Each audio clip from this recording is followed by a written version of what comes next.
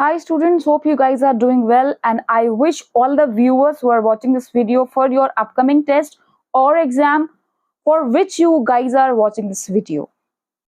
Julius Caesar के 3 parts में पहले ही अपलोड कर चुकी हूँ। पार्ट 1 में मैंने डिस्कस किया था उसकी समरी को, कैरेक्टर्स को बहुत अच्छे से आपको बताया था। पार्ट 2 में मैंने डिस्कस किया था टाइटल एनालिसिस कि इस प्ले का नाम जूलियस सीजर होना चाहिए या क्रिटिक्स ने क्या बोला है, इस पर डिस्कशन किया था। देन पार्ट 3 में मैंने कवर की थी थीम्स। तो बच्चा सिंसियरली अगर आप जूलियस सीजर को बिगिनिंग से अच्छे से पढ़ते हो तो यकीन मानो आपको वर्कबुक के आंसर्स खुद लिखने की आदत हो जाएगी। इसलिए आप मेरे पार्ट 1, पार्ट 2, पार्ट 3 देखने के बाद ही इस वीडियो को स्विच करिएगा, आपको बहुत अच्छे से समझ में आएगा।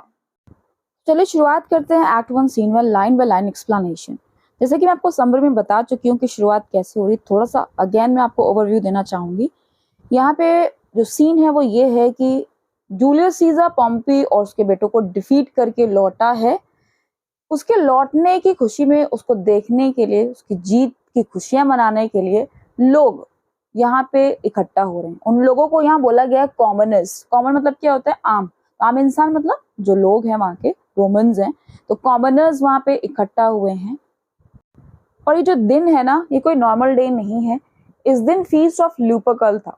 ये एक फेस्टिवल होता है रोमन्स में। ये क्यों मनाया जाता था रोमन्स में? टू एंश्योर, या कह सकते हैं प्रमोट करने के लिए। किस चीज को प्रमोट करने के लिए? फर्टिलिटी को। इनके एक गॉड, रोमन्स के आपको ने अगर एंशिएंट हिस्ट्री पढ़ी हो, बहुत सारे गॉड्स होते हैं, अलग अलग चीजों के अलग अलग गॉड्स होते हैं। तो फर्टिलिटी गॉड ल्यूपर्कस हैं, उनकी याद में ये फेस्टिवल मनाया जाता है, ये इंश्योर करने के लिए कि इनके सिटी में, इनके रोम में फर्टिलिटी कायम रहे, चाहे वो फ्लॉक्स का हो, फ्लॉक्स मतलब एनिमल्स का हो, या फिर इनके ग्रेन्स को लेकर फील्ड्स वगैरह की फर्टिलिटी हो कि अच्छा अनाज पैदा हो, या लेडीज को लेकर हो कि they can produce child, right, a better child for Rome. तो कुल मिला के फर्टिलिटी को इंश्योर प्रमोट करने के लिए फीस्ट ऑफ लूपर्कल मनाया जाता था। अब क्योंकि जूलियस सीजर की जो वाइफ कैलिपर्निया थी, she was unable to have children, right, तभी जाके जूलियस सीजर ऑक्टेवियस को सक्सेसर बनाने की बिल में लिखता है अपनी। तो वो चाहता था कि मार्क एंटनी जब इस रिचुअल रेस में पार्टिसिपेट करे, इस फेस्टिवल की रिचुअल रेस में, तो उसकी वाइफ को टच करे। तो 1-2 डायलॉग्स भी इसके ऊपर हैं। ऐसा माना जाता था कि जो ladies who are unable to produce children, अगर उनको पार्टिसिपेट करने वाले जो कैंडिडेट्स हैं वो टच करेंगे या वो उनको टच करेंगी, तो इससे क्या होगा, उनके बच्चे होने के चांसेस हो सकते हैं। तो ये मानना था उनके बुजुर्गों का, तो यही फॉलो होता आ रहा था। तो ये फेस्टिवल जूलियस सीजर के लिए इम्पोर्टेंट था काफी। तो बाय द वे हम लोग इस बात को डिस्कस कर रहे थे कि जूलियस सीजर विक्ट्री हासिल करके आया है, तो लोग उसे देखने के लिए सड़कों पर जमा है, और ये दिन है फीस्ट ऑफ लूपर्कल का। और इन कॉमनर्स को प्रोटेक्ट करने के लिए, इनको देखने के लिए 2 ट्रिब्यून्स की ड्यूटी लगी हुई है। ट्रिब्यून कहते हैं ऑफिशियल्स जो कि सिलेक्ट किए जाते थे रोमन्स के जरिए ही। और रोमन में कौन सी कैटेगरी इनको अपॉइंट करती थी? तो आंसर है प्लेबियंस। प्लेबियंस किसे कहते हैं? Lower class people. तो लोअर क्लास पीपल ही सिलेक्ट करती थी लोअर क्लास पीपल को देख रेख के लिए, राइट। तो जो दो ट्रिब्यून्स है उसमें से एक है फ्लावियस और दूसरा है मारुलस। तो ये 2 ट्रिब्यून्स की ड्यूटी लगी है इन भीड़ को कंट्रोल करने के लिए। वहीं से आपका जो ये सीन है वो शुरू हो रहा है। तो फ्लावियस का पहला डायलॉग है, वो कॉमनर्स को भगाते हुए कह रहे हैं, यहाँ से जाने को बोल रहा है। वो कह रहा है, hence home you idle creatures, get you home. आप लिखते जाइएगा जो मैं आपको बताती जा रही हूँ। हेंस होम का मतलब ये है get out of here, go to your home. Idle creatures, idle creatures का मतलब है लेजी मैन, यानी कि तुम लोग यहाँ टहल रहे हो, तुम लोग के पास कोई काम धाम नहीं है, निकम्मों की तरह टहल रहे हो। क्रिएचर्स उन्हीं इंसानों को बोला जा रहा है। तो पहली लाइन का मतलब यही है कि go to your home, you guys are inactive, lazy. Is this a holiday? क्या ये छुट्टी का दिन है जो तुम लोग आज टहल रहे हो? छुट्टी में लोग अक्सर टहला करते थे। क्या छुट्टी का दिन है जो टहल रहे हो? What? No you not. No you not का मतलब डोंट यू नो, क्या तुम्हें नहीं पता है? और मैं आपको जब मर्चेंट ऑफ वेनिस पढ़ा रही थी तभी मैंने वहां पे आपको बताया था कि वॉट और वाई, ये 2 शब्द आप याद कर लीजिए। वॉट वाई बार बार आएगा। जैसे हम लोग एक दूसरे से बात करते में कहते नहीं है, अरे सुना था तुमने, तुम्हें पता है। तो ये जो छोटे छोटे जो हमारे फ्रेजेस होते हैं बात को शुरू करने के लिए, ऐसे इंग्लिश में शेक्सपियर ने यूज किए हैं ये वर्ड्स। व्हाट और व्हाई। ठीक है, ध्यान रखिएगा व्हाट व्हाई का जो ओरिजिनल मीनिंग होता है क्या, क्यों, वो कई जगह पे वो मीनिंग नहीं निकलता है। बात को शुरू करने के लिए कैरेक्टर्स जो यहाँ पर हैं वो डायलॉग बोलने के पहले शुरू करते हैं, व्हाट के बाद वो अपना डायलॉग कहते हैं। Okay, what know you not, being mechanical you ought not walk upon a laboring day without the sign of your profession। तो वर्ड का ऐसा कोई मीनिंग नहीं है कि क्या करके बोला है, नहीं, ये मतलब है कि डोंट तुम्हें नहीं पता है कि बीइंग मैकेनिकल, मैकेनिकल का मतलब है वर्किंग मैन। नहीं, तुम सब लोग ऐसे हो जो कुछ ना कुछ तुम्हारे पास प्रोफेशन होगा, मशीन्स के जरिए तुम लोग काम करते होगे, तुम लोग वर्किंग मैन हो। तुम्हें यहाँ नहीं टहलना चाहिए। Ought, ought is equivalent to should. Okay, तो यू ऑट नॉट वॉक, तुम्हें यहाँ नहीं चलना चाहिए upon a labouring day without the sign of your profession. Labouring day का मतलब है कि वर्किंग डे, यानी आज कोई छुट्टी उट्टी नहीं है तब भी तुम लोग अपना प्रोफेशन ना जाहिर करके, साइन ऑफ योर प्रोफेशन का मतलब तुम लोग अपने प्रोफेशन के जो क्लोथ्स होते हैं, हर प्रोफेशन के एक पर्टिकुलर ड्रेस होती है, ड्रेस कोड होता है, बिना तुम लोग अपने ड्रेस कोड के यहाँ कैसे टहल रहे हो, तुम्हें नहीं टहलना चाहिए ऐसे। Speak what trade art thou, ये आर्ट याद रखिएगा, ART, आर्ट का मतलब होता है आर, दाउ मीन्स होता है यू, बार बार आएंगे ये words, thou means you, art means are. तो यानी एक इंसान को इशारा करते हुए बोल रहे हैं तुम्हारा क्या ट्रेड है, कौन सा प्रोफेशन है तुम्हारा, क्या करते हो तुम। किससे पूछ रहा है? कारपेंटर से।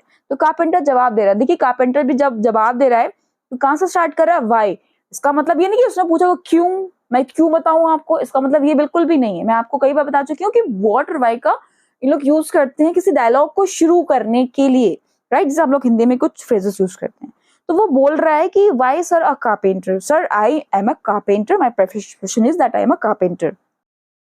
तो मरुल्ला सब पूछता है कि where is thy leather apron and thy rule. Rule का मतलब यहाँ पर है रूलर, वो जो मशीन के जरिए कारपेंटर काम करते हैं, और एप्रन वही उसका जो ड्रेस कोड है। दाई का मतलब होता है योर, दाऊ मीन्स यू और दाई मीन्स योर। तुम्हारा एप्रन कहाँ है, तुम्हारा ड्रेस कोड कहाँ है, तुम्हारे वो मशीन्स कहाँ है जिसके जरिए तुम काम करते हो। What dost thou with thy best apparel on. Dost का मतलब होता है डज या डू, कई बार ये सारे वर्ड जाएंगे, दाओ, आर्ट, दाए, राइट, और अभी आया डस्ट, याद रखिएगा डस्ट का मतलब क्या होता है? Do dust.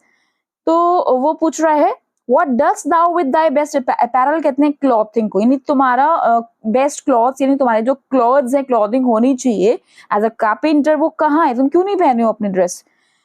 You sir what trade are you, अब दूसरे को इशारा करते हुए बरुलास पूछ रहा है और तुम्हारा क्या है, तुम क्या करते हो। तो कॉबलर जवाब दे रहा है truly sir in respect of a fine workman I am but as you would say a cobbler. In respect of का मतलब है कंपेयर टू, लिख लीजिएगा, यानी अगर फाइन वर्कमैन से आप अगर कंपेयर करते हो तो मैं कुछ भी नहीं हूं, बट का मतलब होता है एक्सेप्ट, आप बस ये बोल सकते हो कि मैं कॉबलर हूं।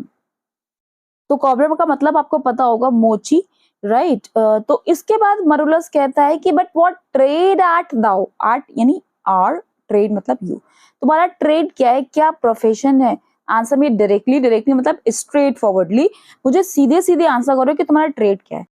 तो अब यहाँ पे आपको कंफ्यूजन हो सकता है कि जब उसने बता दिया है कि कॉबलर है वो, तो फिर दोबारा मरुलस क्यों पूछ रहा है कि सीधे सीधे बताओ तो कि तुम्हारा ट्रेड क्या है। एक्चुअली उस वक्त कॉबलर एक फाइन वर्कमैन नहीं समझा जाता था, ना ही कोई पर्टिकुलर प्रोफेशन होता था। कॉबलर एक टर्म होता था जिसका मतलब ये लिया जाता था someone who did not know the craft, right, उसको कॉबलर बोला जाता था। तो इस वजह से मरुलस ये नहीं समझ पा रहा है कि इसका प्रोफेशन क्या है। ओके, तो फिर वो कॉबलर जवाब देता है कि आर ट्रेड, अगर आप प्रोफेशन पूछ रहे हैं सर, तो I hope I may use with a safe conscience, इसको कॉन्शियंस पढ़ते हैं, कंसाइंस नहीं पढ़ते हैं, ध्यान रखिएगा। With a safe conscience which is indeed sir a mender of bad souls. Conscience कहते हैं a person's moral views of doing right and wrong, जो हमारा दिमाग, जो हमारा दिल हमसे कहता है क्या चीज गलत है क्या चीज सही है, उसको कहते हैं कॉन्शियंस। और मेंडर का मतलब होता है वन हु मेंट्स, मेंट्स मतलब करेक्ट, जो सही करता है। तो यहाँ पे क्योंकि ये प्ले है ना, ये दिखाया जा रहा है स्टेज पर, तो वो कह रहा है कि with a safe conscience a mender of bad souls, right. But audience को दो मैसेज जा रहे हैं, ऑडियंस को SOUL सोल समझ में आ रहा है। तो कहने का मकसद ये है कि कॉबलर बहुत घुमा फिरा के बात कर रहा है, वो दो बातें कर रहा है एक साथ। वो ये बताना चाह रहा है कि मैं जूते ठीक करता हूँ, उसका मेंडर हूँ। जूते जो खराब हो जाते हैं, उनके सोल जो नीचे होते हैं, अगर वो खराब हो जाते हैं, उसको मैं मेंड कर देता हूँ। ओके, लेकिन दूसरा मीनिंग क्या निकल रहा है, यानी मेरे अंदर इतनी मॉरल पावर है कि मैं लोगों को सही कर सकता हूँ, लोगों की सोल्स को, लोगों की आत्माओं को ठीक कर सकता हूँ, और मेरी जो कॉन्शियस है वो बहुत क्लियर है, नहीं मुझे सही गलत का फैसला अच्छे से आता है। तो ये दो मैसेज निकल रहे हैं यहाँ से। और मरुलस को भी ये समझ में आ रहा है कि ये बातों को घुमा रहा है, तो मरुलस अब थोड़ा सा गुस्से में आके पूछता है, what trade thou knave, thou naughty knave, what trade. Knave कहते हैं दुष्ट बेईमान इंसान को, रास्कल, रोग, ये सारे वर्ड्स जो है सिनोनिम्स होते हैं नेव के। तो पूछ रहा है कि तुम करते क्या हो ये बताओ दुष्ट इंसान। नॉटी नेव का मतलब यहाँ पे वही है, रास्कल, रोग, बदमाश इंसान। तुम सीधे सीधे ये बताओ कि तुम करते क्या हो, ट्रेड क्या है तुम्हारा, प्रोफेशन क्या है। Nay, I beseech you, sir, be not out with me. Yes, if you be out, I can mend you. Beseech कहते हैं बहुत ज्यादा रिक्वेस्ट करने को, कि मैं आपसे रिक्वेस्ट कर रहा हूँ सर। बी नॉट आउट मतलब डोंट बी एंग्री, लिख लीजिएगा। आप मुझसे नाराज मत होइए, अगर आप मुझसे नाराज होते हैं, if you be out I can mend you, मैं आपको भी ठीक कर सकता हूँ। एक मीनिंग ये निकल रहा है, अगर आप मुझसे नाराज होते हैं तो मैं आपको ठीक कर सकता हूँ। दूसरा मीनिंग क्या है, इफ यू बी आउट का मतलब ये भी यहाँ पे ये है कि इफ योर सोल्स, यानी कि जो आपके जूते हैं, उसका जो सोल्स है, if they are worn out, out का मतलब यहाँ पर है वॉर्न आउट, अगर बहुत ज्यादा पहन लिए गए हैं वो, अगर वो फट गए हैं, इसमें कोई परेशानी है, तो मैं इसको बना सकता हूँ। तो कहना वो यही चाह रहा है कि मैं आपके जूते बना सकता हूँ, आप गुस्सा मत होइए, ये वो, राइट। और दूसरा मीनिंग क्या निकल रहा है कि अगर आप बिगड़ रहे हैं, मुझ पर गुस्सा हो रहे हैं, तो मैं आपको ठीक कर सकता हूँ, यानी आपका अपने कॉन्शियस की हेल्प से आपकी मदद कर सकता हूँ, आपको ठीक कर सकता हूँ। तो क्योंकि दो मतलब निकल रहे हैं, तो मरुल्लस को थोड़ा सा खिसियाहट आ रही है अब सुन सुन के। अब वो कह रहा है कि what meant thou by that, mend me thou saucy fellow. Saucy का मतलब होता है इम्पर्टिनेंट, और इम्पर्टिनेंट का मीनिंग अगर आपको नहीं पता है तो इसका मतलब होता है रूड, या कह सकते हैं शोइंग नॉट रेस्पेक्ट, यानी जो इज्जत से बात ना कर रहा हो, इज्जत ना दे रहा हो आपको, उसे कहते हैं इम्पर्टिनेंट। तो मरलस को लग रहा है कि मेरा मजाक बना रहा है, तो वो सॉसी फेलो बोल रहा है कि तुम्हारा इसका क्या मतलब है कि तुम मुझे मेंड कर सकते हो, यानी खिसिया के वो ये कहना चाह रहा है कि मुझ में कोई खराबी है जो तुम मुझे सही करोगे, राइट। तो कॉबलर जब देखता है कि गुस्सा हो रहा है मरोलस, तो कहता है कि वाई सर, नहीं नहीं ऐसा कुछ नहीं है, कॉबल यू, मैं आपको मेंड करने की बात नहीं करूँ, मैं तो कॉबल करने की बात करूँ। अगर आपके जूते खराब हो जाए या कुछ उसमें परेशानी हो जाए, तो मैं उसको कॉबल कर सकता हूँ। यहाँ पे कॉबल का पर्टिकुलर मतलब वही हो गया कि मैं जूते ठीक करने की बात कर रहा हूँ। तो इस तरीके से कॉबलर कहता है। इस पर फ्लेवियस बोलता है, ओ फो दाओ आट अ कॉबलर एट दाओ, इसका मतलब ये हुआ कि तुम कॉबलर हो, क्या तुम नहीं हो कॉबलर। तो अब कॉबलर जवाब देता है कि ट्रूली, हाँ वाकई, all that I live by is with the all. All यहाँ पे इंस्ट्रूमेंट होता है जिसके जरिए मोची काम करता है, कॉबलर काम करता है कि मेरा सही जो गुजारा उजारा है वो इसी ऑल से ही होता है, मैं इसी से अपनी लिविंग बनाता हूँ, using this all. I meddle with no tradesman matters nor women's matters. Meddle का मतलब होता है इंटरफेयर, दूसरों के मामलों में इंटरफेयर जिसमें आप कंसर्न नहीं हो। तो वो ये कह रहा है कि मैं अपने काम से काम रखता हूँ, स्टिक टू माई वर्क, मैं किसी को इंटरफेयर नहीं करता हूँ किसी दूसरे ट्रीटमेंट के मैटर्स में। बट विदल, विदल कहते हैं ऑन दी अदर हैंड या फिर नेवरदीलेस, बल्कि मैं तो क्या करता हूँ sir, a surgeon to old shoes, मैं तो सिर्फ जूते बनाता हूँ, मैं उसी का सर्जन हूँ। सर्जन हम लोग किसे कहते हैं, डॉक्टर को। डॉक्टर क्या करता है, पेशेंट्स को ठीक करता है। तो यहाँ पे ओल्ड शूज का सर्जन अपने को बोल रहा है वो, कि मैं जूते सही करता हूँ। When they are in great danger, यानी जब उनको कुछ नुकसान हो जाता है उन जूतों को, तो मैं उनको रिकवर करता हूँ, ठीक करता हूँ मैं उनको। As proper man as ever trod upon needs leather have gone upon my handiwork. तो यहाँ पे जो ट्रॉड आया है वो सेकंड फॉर्म है ट्रेड का। ट्रेड का मतलब होता है to walk in a specific way, जब हम इतरा के या बहुत अलग तरीके से जब हम चलते हैं उसे कहते हैं ट्रॉड।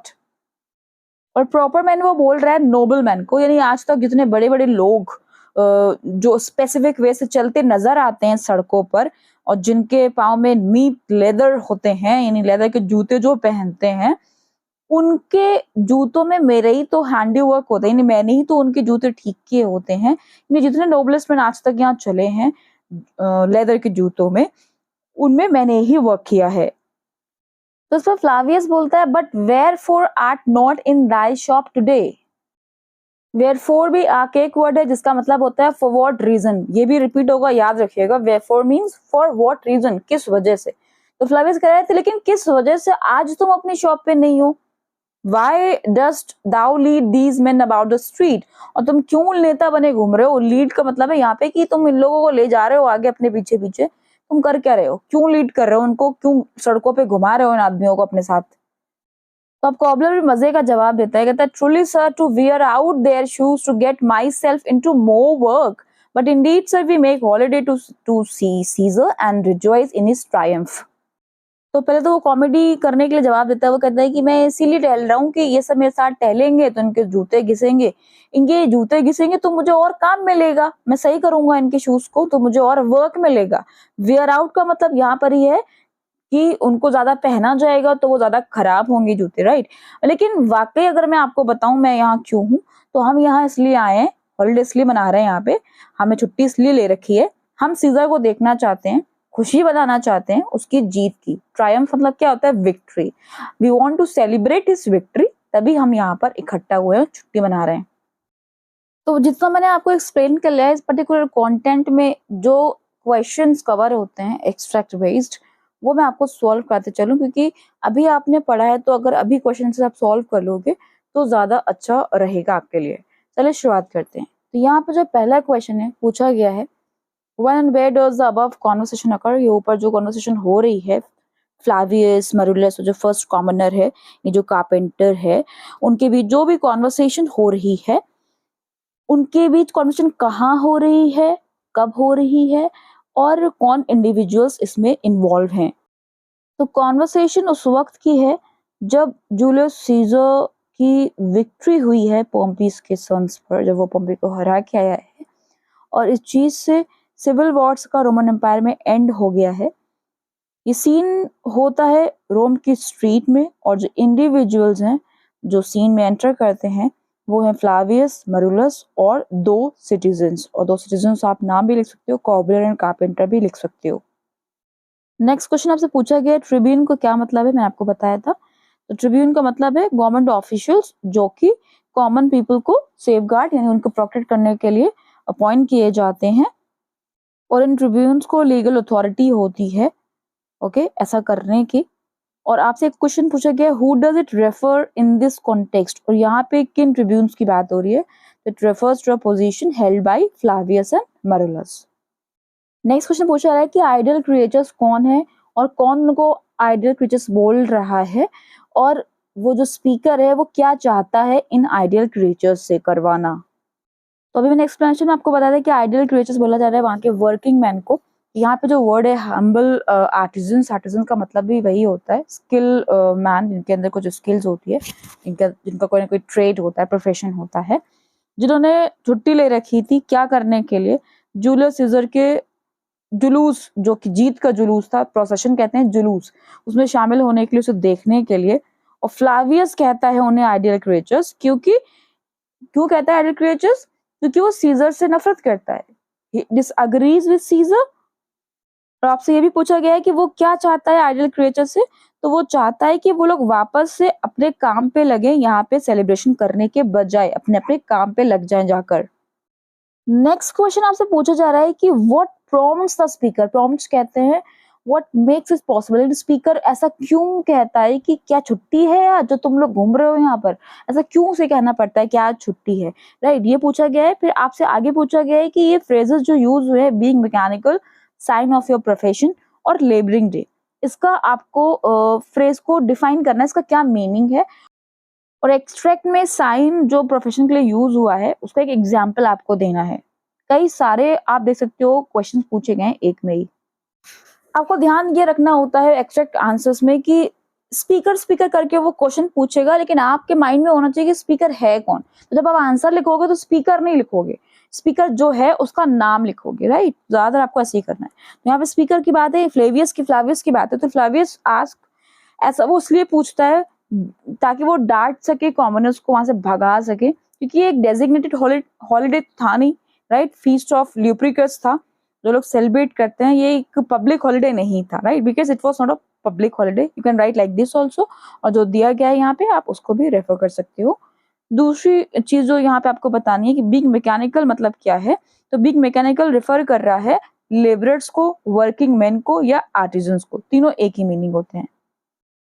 साइन ऑफ योर प्रोफेशन का मतलब क्या है, उस वक्त वहां पर एक रूल था कि आप अगर किसी प्रोफेशन से जुड़े हो तो आपको अपने ड्रेस कोड में ही होना चाहिए।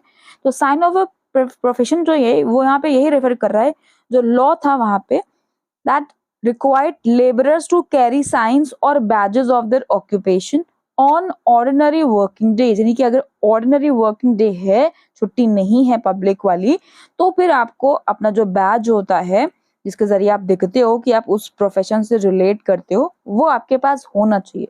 तो यही मीनिंग है साइन ऑफ योर प्रोफेशन का। It refers to a law required labourers to carry signs और badges of their occupation on ordinary working days.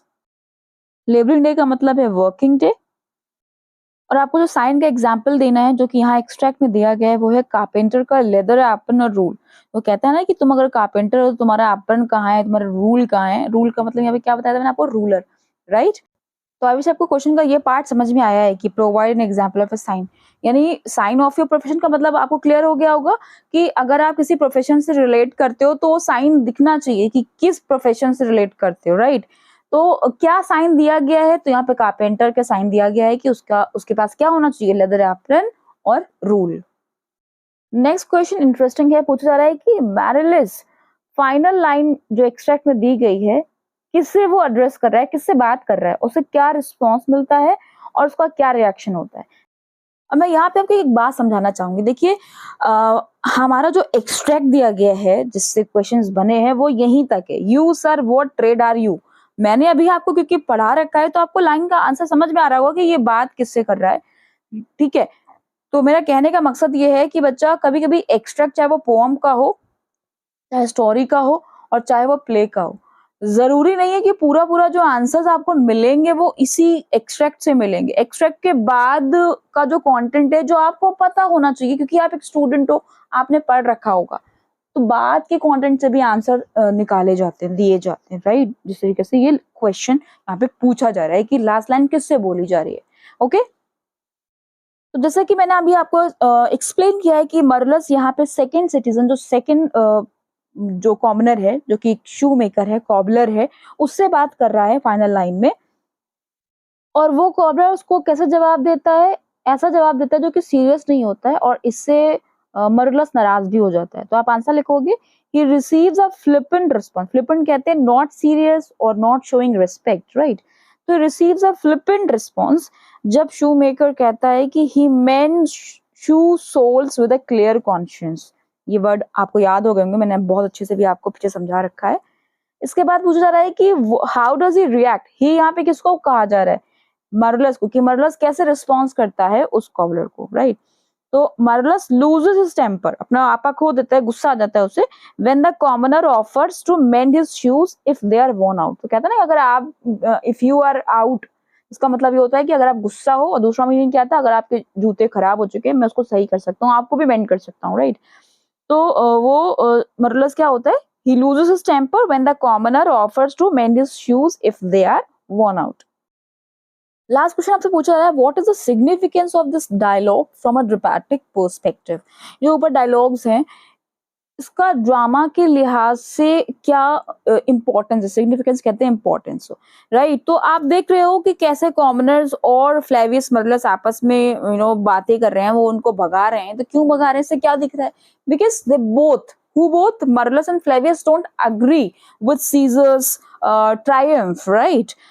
तो ये जो डायलॉग है this serves as an introduction to the theme of discontent. जो discontent लोगों के बीच जो असंतुष्टि है सीजर को लेकर, वो यहाँ पे नजर आ रही है इन डायलॉग से, जो कि क्या हाईलाइट कर रही है, रोमन एम्पायर में एक कॉन्फ्लिक्ट टेंशन हो रखी है, यानी लोगों के विचार आपस में मिल नहीं रहे हैं। और यही कॉन्फ्लिक्ट और टेंशन जो लोगों के बीच में है वही आगे चल के कॉन्स्पिरेसी में बदल जाता है। जो असैसिनेशन की कॉन्स्पिरेसी बनती है जूलियस सीजर की, इसी से ही तो आगे चल के वो कन्वर्ट होती है, राइट। तो ये सिग्निफिकेंस है। इसके अलावा जो सोल्स वाली लाइन आगे चल के आती है, एसोवेलियस, जिससे ऑडियंस को SOULS सोल्स वाला मीनिंग भी समझ में आ रहा है और वो हंसते भी हैं इसको देखकर। तो यहाँ से शेक्सपियर का जो वर्ड प्ले है, वर्ड प्ले कहते हैं witty exploitation of the meanings of the words, right, जो भी यूज हो रहे हैं। तो इससे शेक्सपियर का वर्ड प्ले और टैलेंट भी दिखाई पड़ रहा है, जिससे वो ऑडियंस का जो अटेंशन है वो कैप्चर करते हैं। How did you find this video? Let me know in the comment box. Soon I'll bring next part. Till the time I come with my next video, keep watching my channel. Thank you for watching.